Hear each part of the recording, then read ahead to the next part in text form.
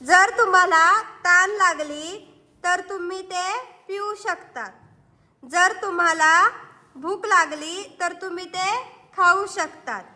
आणि जर तुम्हाला थंडी वाजली तर तुम्ही ते जाळू शकतात। ओळखा पाहू मी कोण? परत एकदा सांगू का? जर तुम्हाला तहान लागली तर तुम्ही ते पिऊ शकतात।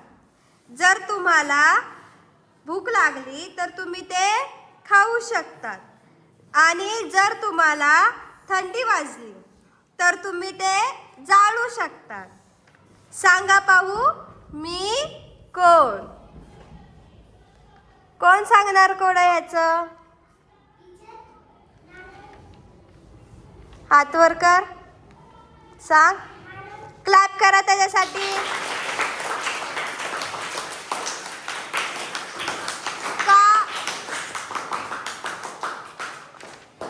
का तर आपण काय करतो? नारळाचं पाणी तहान लागली तर आपण काय करतो? तो पिऊ शकतो, बरोबर? आपल्याला भूक लागली तर ते नारळाचं आदलं असतं खोबरं, ते काय करू शकतो आपण? आणि आपल्याला थंडीच्या वेळेस आपण काय करतो? नारळ काय करतो? जाळतो, त्याची काय करतो आपण? शेकोटी करतो।